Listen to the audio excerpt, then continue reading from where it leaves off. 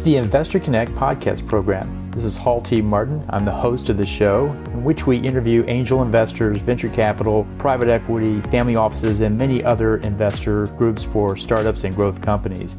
I hope you enjoyed this episode. Thank you for joining us.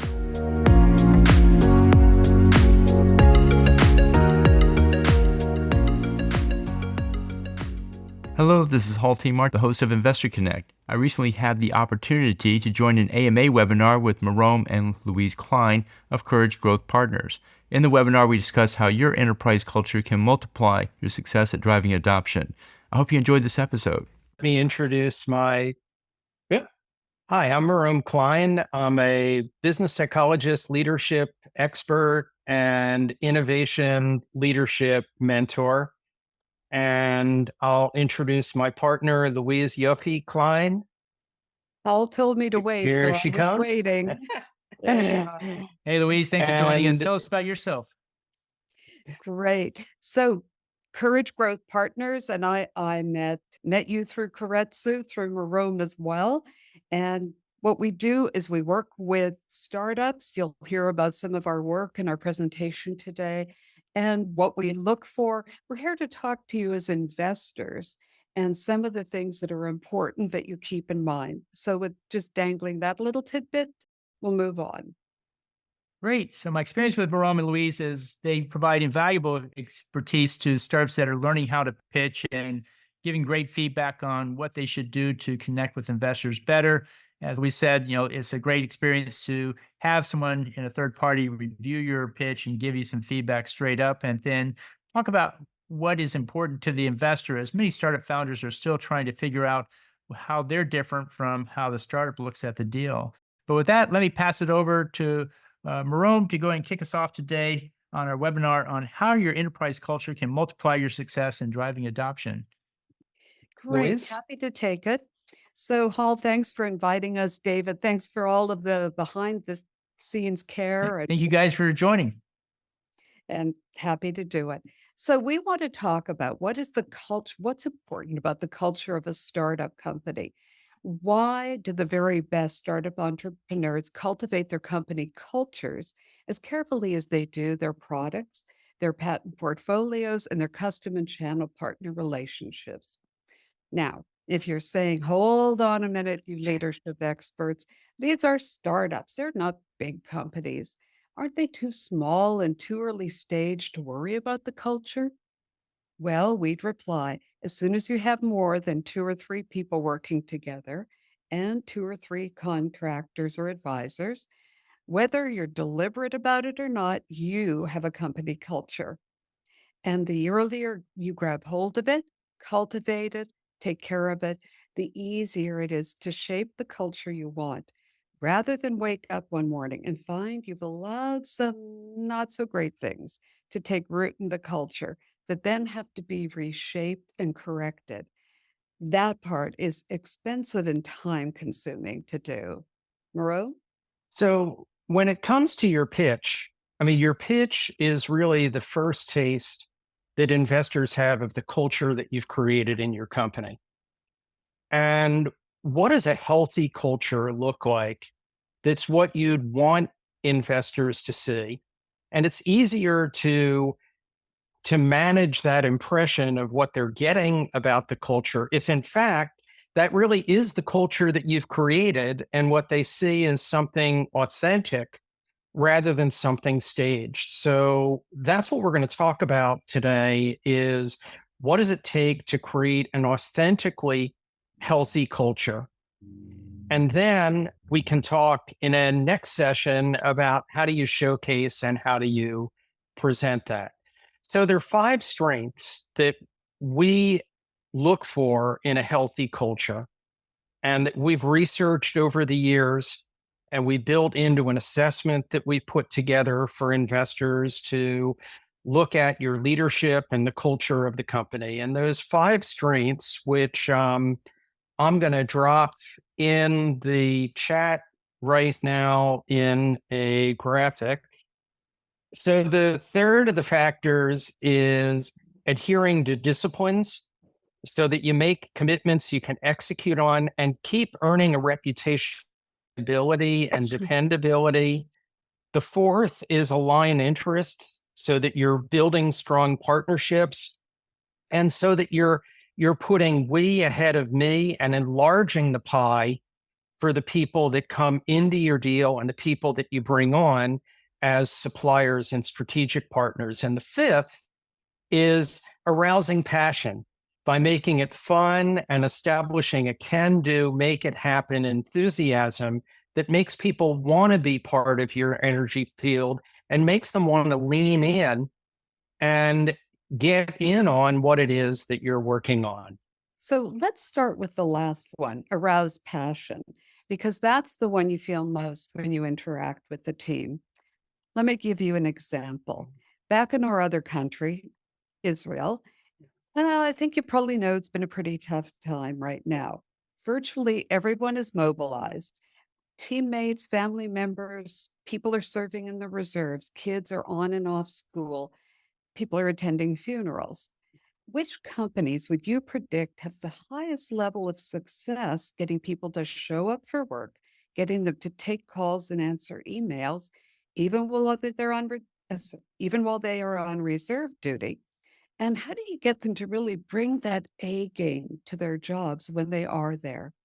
So, two choices here. Would it be choice A, the companies that make people feel appreciated and important and make it fun to stretch and bring your A game to work? Or B, the companies with the serious culture that makes people feel accountable and burdened with one more set of responsibilities to handle? Guess A or B. A or B? Oh, A is the fun one for sure. So love to be a part of that. Although, Great. go ahead. And there's a new Israeli term for that, and you're going to love this, Hall. They call it WAAS, work as a service. It's a culture that makes the work the place you want to go. Just what you said. Hey, I want to be part of that. And what they're finding is that with this mindset, people are forgetting about the outside pressures, freeing up their mind, getting creative, and it renews their spirit. It's like going to a gym for a workout. And it's clear the better the culture does of providing WAAS, work as a service, to employees, the higher their attendance rate is, the faster they're answering emails and getting back to customers and investors, the more engaged they are, rather than just showing up and going through the motions for meetings and Zoom calls. Merom? So in our world, I mean, we're not dealing with those kinds of pressures, but this concept that we've been hearing about work as a service, is one that we challenge you to think about how you bake that into your company culture. And if you already have it baked in, you're probably ahead of the game. If you don't have it baked in, Paul, what would you predict that it would take a company to create that kind of fun, upbeat, can-do, enthusiasm mindset? You think it would be overnight? You think it would be weeks? You think it would be months? How heavy do you think the lift would be if you haven't baked that in right at the beginning? Culture, I will tell you, I think it takes several years to bake it in. It's nothing overnight because it has to really sink in and take hold. Absolutely. And So if you're doing, And yeah, go another on. part of that is that once you have the culture in place, it really makes hiring easier, more productive, and who's going to get you to that next level of adoption and growth? So as an investor, you're probably more attuned to some of that than you might think. I mean, imagine yourself when you go into a restaurant and you pick up on the spirit of the place and you can see if someone is smiling when they greet you and if they have kind of a bounce in their step when they take you to the table and the wait staff comes along and they just look like they're happy to be there and that their focus, work as a service, their focus is on you. And if they recommend something on the menu that you haven't tried before and they ask a couple of questions about your palette, and they make a recommendation. Being part of that energy field, it's going to make it easier for you to adopt what it is that they're suggesting to you. So we see all kinds of evidence that if we want to create a mindset and a culture that's about adoption, that energy field is actually a strategic advantage that you have. So that's the first A in the formula. The second A in the formula is align. And Hall, I'm sure you see this as a pitch coach, as a funding coach. When you ask about the valuation that a company has placed, you ask about their deal, ask about the composition of the board. That there's some people that come to the table with a mindset that says, "Show me what we can do together," and how it enlarges the pie and creates a bigger win-win-win. And you know what? My valuation, I'll be flexible about the board seats. I want to make this partnership work and really want to see it optimize the value that we can create together. And there are other people that come at it and they say, we negotiate hard to try to keep control and preserve our wealth as founders and minimize the cost. And they're really coming at it almost with a zero sums or negotiate for the very best they can for themselves kind of mind. And again, which culture do you think is going to be better to get funded and is going to be more successful to grow a business? The enlarge the pie mindset, that with a win-win-win, that's A, or B, the do a deal where we're careful to get our best advantage and win-lose mindset. So certainly the win-win is the great way to go. And you have to think about it from everyone else's angle as well. Precisely. And Absolutely. That's why we talk about a win-win-win, because you want to encompass all of that.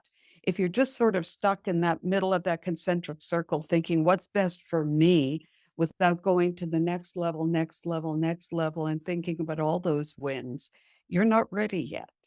And so that's something that as you're preparing your pitch and thinking beyond the pitch to what's the deal going to look like, what's the relationship going to look like, what's the value creation going to look like. And Yohi's absolutely right when she says win-win isn't enough. It's win-win-win, because your customers have to win, your acquirer has to win, 10 Capital has to win. I mean, it's all of the partners that you're working with. It becomes we talk about a network multiplier effect. If it's going to be multiplying value rather than just adding value, those win-win-wins, it has to be a mindset that you're cultivating through the culture of your company. And third, let us focus on true north. So if you've downloaded that diagram that Merom put in the chat box, you'll see that AIM is in the north. And why is that? Because we have to know what we're here to do as a startup company. What are we here to do? What are our goals? Building on that win-win-win. So as you dive into a DD and you look at the objectives and key results, the OKRs, that the company's putting forward in their pitch deck and their pro forma, what are you seeing? Is it A? And Hall's already sweating. He's going, oh no, I have to really now. Another A and B. Another A and B. They're throwing it to me. I feel it. So A, the company tells you no, they'll get their product developed, approved, launched into the market, and generate revenue. Or the company that tells you how they'll drive adoption and show a potential acquirer why it's a must-have in their portfolio, along with the data they're generating to prove that, and bringing with them a network of followers and champions that they built along the way. Hall, what's your best answer here. A. Driving to launch and generate quick revenue, or driving for adoption and showing a potential acquirer the value of. You have to have that A. So, and getting those first stage things, and absolutely you have to have it. But if you only do A and you wait until there's going to be that magic day when A is a real success, and then we can start thinking about B. Instead, you've got to be doing them in parallel, and you've reached for a much lower level of success. And instead of, and you'll be delivering smaller to your investors rather than enlarging that pie.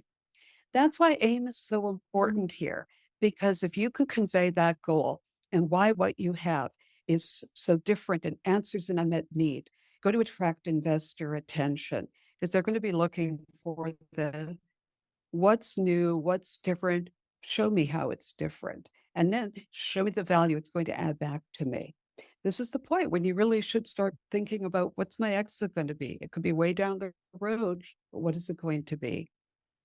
So we've taken you through the first 3 A's: arouse, align, and aim. The last 2 are ask. And this focuses on whether people in positions of power in the company, starting with the CEO and the co-founders, are they coachable? Are they open to feedback? Are they humble enough to admit when they need someone with more specialized, up-to-date, deep knowledge of a domain? And here's a key part: whether they have the ability to watch people challenge and sharpen and debate each other to come up with great answers, those win-win-win answers, not just easy, quick answers, or groupthink or kowtowing to the loudest voice in the room, but whether they're agile enough to see how the conditions are changing and adapt to those conditions rather than complain about those conditions. And if this doesn't go well, you start to hear a lot of victim thinking of, if I had bigger budget, if the investors were nicer to me, if the market were better. Start to hear those and start to add those points up, whether you're the one presenting and sounding that way, or whether you're an investor and you're hearing those things. Merom? So, Paul, another A and B on this in terms of ask. He's looking weary now. So, no, well, we got 5 factors, so we've only got 2 more A and B to ask him about. So, a portfolio company, they hire a new head of customer success as part of the growth plan that they've gotten funded. And that head of customer success comes in and starts diving in and sees that some of the same glitches and some of the same frustrations are coming up over and over and over again in how she is onboarding the company's customers. And in a high ask culture, an open, candid, win-win-win problem-solving culture, what does she do with that insight? Does she hold it to herself and go, well, I guess I've got to deal with all of these frustrations and problems. That's why they created a customer success function. And, or B, does she take some of the feedback that she's hearing, aggregate it, take it back to product, take it back to sales, get some of those other functions together around a table, and talk about what she's hearing that could impact the company's net promoter scores, their ARR, and the next set of metrics that they have to achieve, which is the healthier culture. It's certainly that you B, would want to because see. you're engaging the company productively or constructively.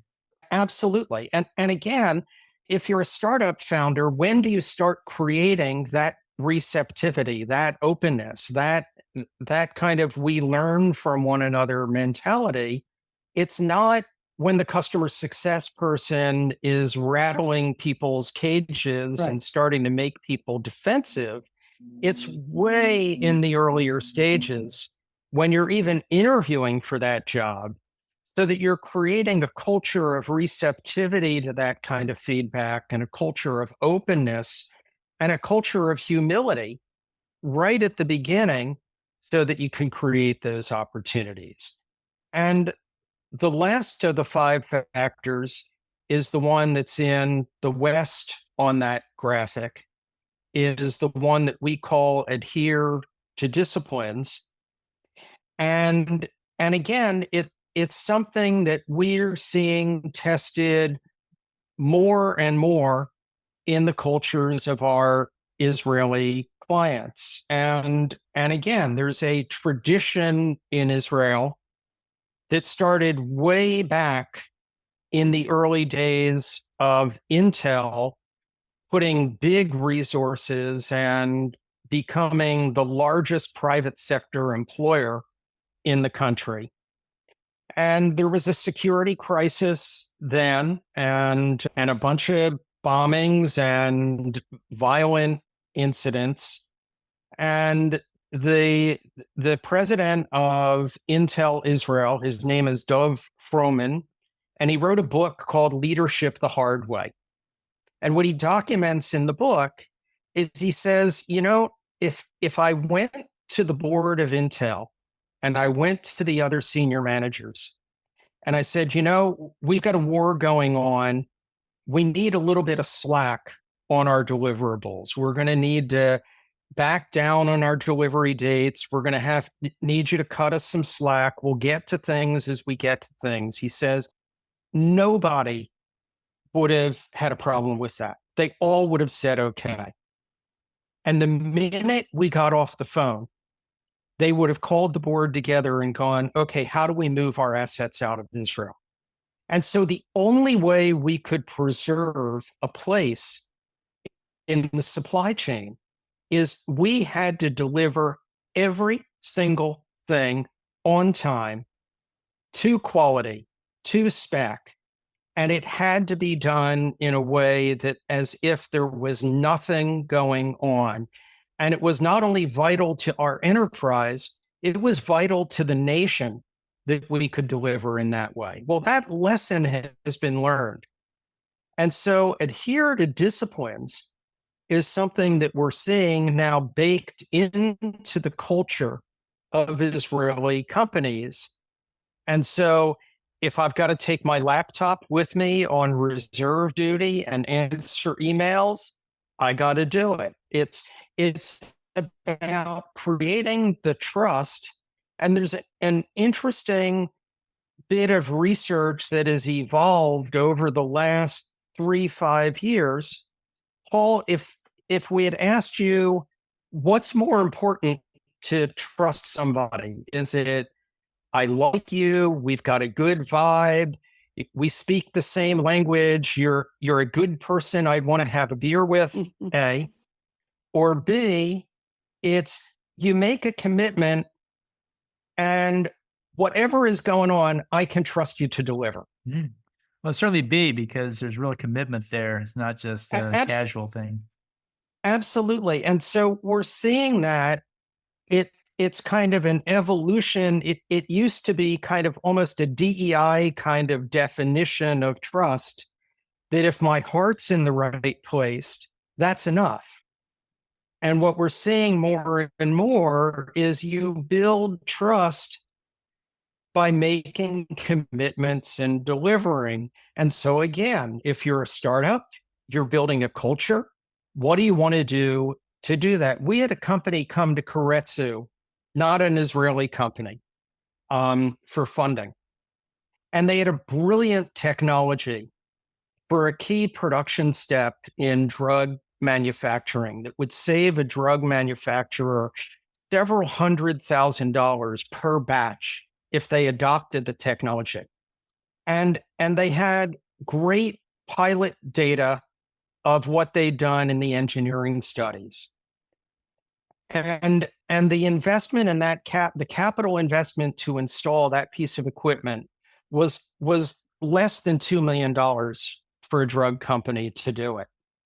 But it sounded great until you ask the startup, how would they convince a drug manufacturer to put production of their most valuable assets, meeting strict regulatory requirements, in the hands of a technology that no one had used before and sold by a company that nobody had certified as a key supplier before? And they didn't have an adoption strategy of what they would do to earn that trust, that if we put that in your hands, even though we can see it's probably a better idea if it works, can you assure us that you're going to deliver? It was a great idea that could be a great technical success, but until they raised the additional funding that they needed for adoption and creating confidence, it couldn't be a business success. So we started this call by talking about what's the difference really between launching a company and then the difference between launching your product, etc., your service, and what's adoption? Because adoption is really the key. And everything we've been talking about today is about adoption, building the culture, taking charge of it right at the start when you're at that 2 to 3 plus person stage. And there's often a key inflection point where companies get their first chunk of funding. And then what tends to happen is they bring in their next 3 best friends, and then their next 3 best friends. And so you now have a lot of people who have a very similar skill set. Instead, if they had been thinking about it the way we've been talking today, of the 5 courage activators, which make a strong culture, arouse passion. How are we keeping our energy up and tackling the problems as they arrive? Because they will always arise. And making Ask work a service. and making work a service. And ask openly, are we creating a culture of candor where people are open and honest, and the co-founders can take the feedback as well, not just listen as if, I've heard you, now I'm going to do what I want. Aim high. What are your goals? Where are you going? This leads you to the adoption. If you're just thinking, well, my goal is launch, you're not thinking far enough ahead. And remember that when the next is align interests. And remember, when you're working with investors want to know, what's the ROI? What's your plan? Do you plan to be acquired? Do you plan an exit? Show me that so I know you're thinking that and you're making smart decisions to get there. That leads us to adhere. Have the disciplines in place, whether it's regulatory, HR, anything, so that you know that you're tracking, you're building. You're not also going to go back and go, ooh, I guess we should have thought of that way back then. Now, if any of you would like a white paper about how we assess these teams and their leaders, and with some more depth that we could provide in this very quick overview, put your email in the chat or let the 10 Capital folks know, and they'll send us your email. We'll send you some more information. I've also put our website in the chat. And so now we'd like to open it up to questions, any comments, anything you'd like to know. So if anybody has questions in the audience, please go and put it in the chat box. My first question, Louise, is who's responsible for culture in a company? Great. And based on what we've been saying, do you think it's A or B? It's the CEO alone? Or B, if it becomes everyone's responsibility. Last chance, I'm sorry, I couldn't resist. So I want to say it's A and B. I think it starts with the CEO, but ultimately it's the responsibility of everybody in the company, because I think people look at the CEO as a leader. They follow their rule, their example. And so if they're living it, then the rest of us will live it. I used to work in a company where I could tell where every person who they worked for based on their outlook on the world. They would always adopt the outlook of their leader, and it was scarily accurate, because people do that in these cultures for sure. So it does start with the CEO, but it cannot stop there. Absolutely. Precisely. Even in a 10-person company, there will be subcultures depending upon whose watch you're on, Paul. So you're absolutely right that you are responsible for the subculture that you create in that kind of energy field or bubble around you. And it may start with the CEO, but it doesn't end with the CEO. Who's responsible for the culture of the board?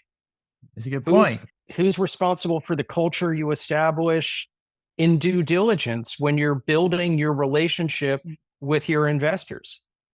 And that's a good point. You're using your corporate culture and applying it to specific areas, and you're defining what that really means on the spot in some cases, because maybe it hasn't been done before.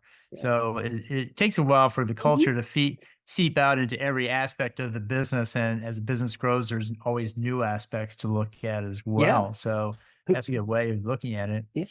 Who's responsible for the culture of a joint project team? Is that joint project team the culture of the CMO? Is it sort of a culture that's drifting? Or do you create something that is a microcosm of your company culture and what's special about that right in that partnership? So, you're asking Paul absolutely the right question about who is responsible for that. And when we talk with leaders, we talk about you can be a culture taker or you can be a culture shaper. Mhm. And so what's the best way to foster a How So many more points do you have? But I'll tick off 3. Right. The first one is you've got to be intentional. It's got to be written down. You've got to take it out of our language of the 5 A's and put it into your language. And you've got to make it something that becomes a brand advantage in your marketplace. Right. And it's relevant to your customers. So that's number 1. Number 2, the most important decisions that you'll make is who you hire. And every hire that you make can be a fit with the culture that you want or not a fit with the culture you want.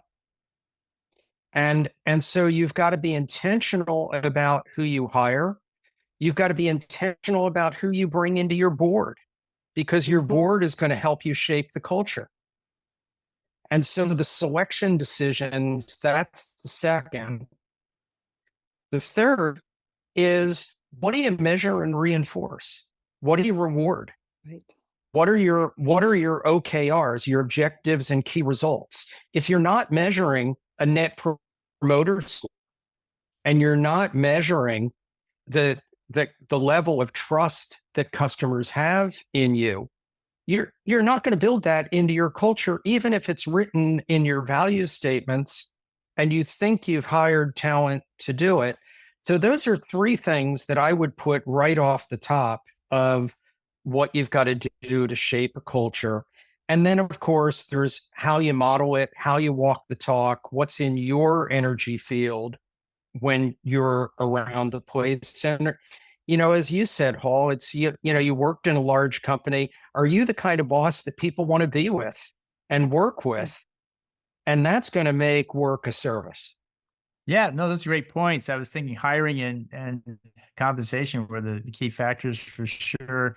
If that's baked into your core DNA, then it'll foster the culture a lot further than just about anything else. And I've seen CEOs stand up and make public pronouncements of what they stand for, and at heart, they're making themselves accountable to the rest of the world. So if you really laying it on the line like that, usually you're going to go stick with it further than anything else for sure. So it just shows that, commitment, starts at the top for sure. It does. And also, we've seen value statements that had one had 17 on it, and chart in the wall. Nobody could list them, right? Nobody could remember any of them because of that. And when I look back on that and changing it with helping them change it, was we took it out of passive language and into active language. So what? What are we doing with this? What does it indicate? How is this going to drive us forward? So as you're putting together value statements, think about that.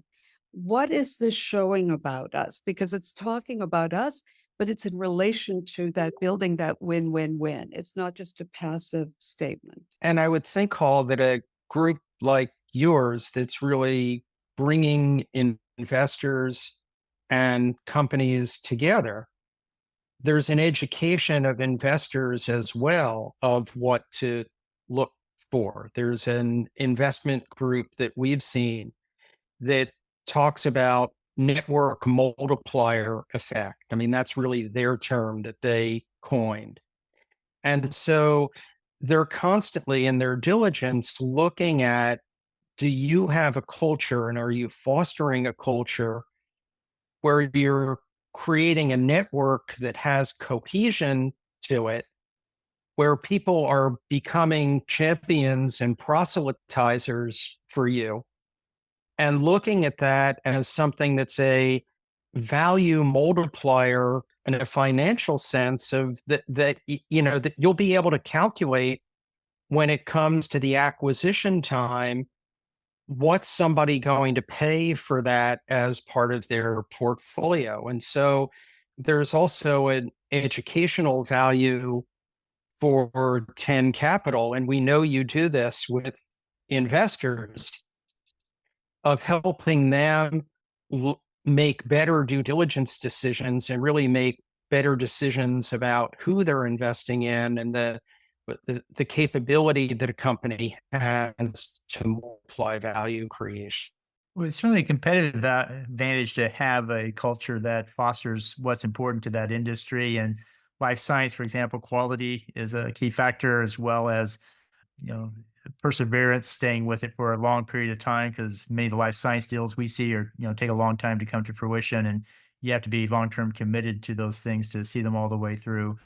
So I see it's a competitive advantage to have culture in place. What are your thoughts? Well, and I'll pick up on life sciences that, one of the questions that you've heard us ask is, have you talked with any potential acquirers?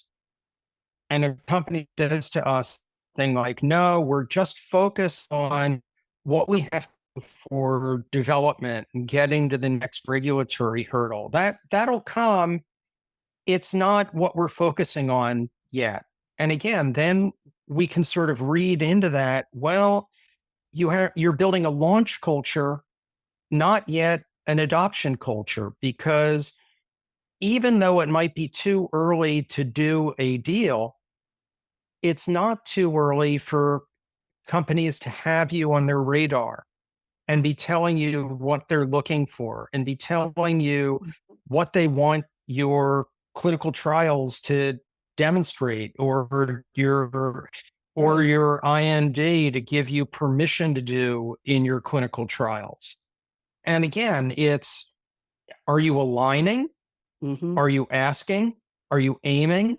I mean, there's all three of those culture attributes right there.